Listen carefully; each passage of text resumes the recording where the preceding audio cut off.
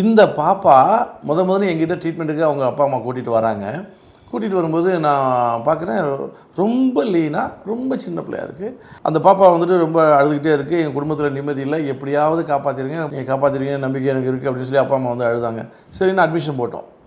ஒரு 3 மாதம் இருங்கன்னு சொன்னோம். சரின்னு சொன்னாங்க. ட்ரீட்மெண்ட் போயிட்டே இருக்குது. இங்கிலீஷ் மருந்து, ஸ்டெராய்டு, ஆன்டிபயோட்டிக், அந்த பெயின் கில்லர் அதெல்லாம் ஹெவியாக இருக்குது. சாப்பிட்டுட்டு தான் இருக்குது பாப்பா.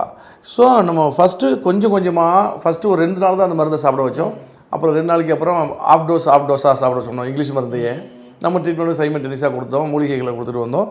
ஒரு 10 நாளில் ஆஃப் டோஸாக ஒரு நாள் விட்டு ஒரு நாள் சாப்பிட சொல்லி அங்கிட்டு ஒரு 10 நாள் போயிட்டு ஃபஸ்ட்டு வந்துட்டு ஒரு 25 நாள்லேயே இங்கிலீஷ் மருந்தை டோட்டலாக நிப்பாட்டிட்டோம். இப்போ பெரியவங்களுக்கே இந்த ஸ்டீராய்டு, பெயின் கில்லர்லாம் பின்விளைவுகள் நிறையா இருக்குன்னு அவங்களே சொல்லியிருந்தாங்க. கண்டிப்பாக சின்ன பிள்ளைங்களுக்கு கொடுக்கறது சரியாக இருக்கு. பக்க விளைவுகள் உள்ள இருக்கத்தான் செய்யும். வேறு வழி இல்லையே. வலி தாங்க முடியாத வலிக்கு உள்ளுக்குள்ளே ஏதாவது பலகீனமானாலும் ஆகிட்டு போட்டோம், நம்ம வலி இல்லாமல் இருப்போமேங்கிறது தானே.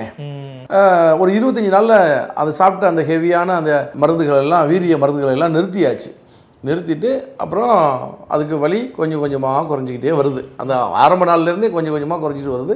மருந்துகளை நிப்பாட்டிட்டா கண்டிப்பாக துடிப்பான்னு சொல்லி பயப்படுறாங்க. அதெல்லாம் கவலைப்படாதீங்க அப்படின்னு சொல்லிட்டு அந்த மருந்துகளாக நிப்பாட்டிட்டோம்.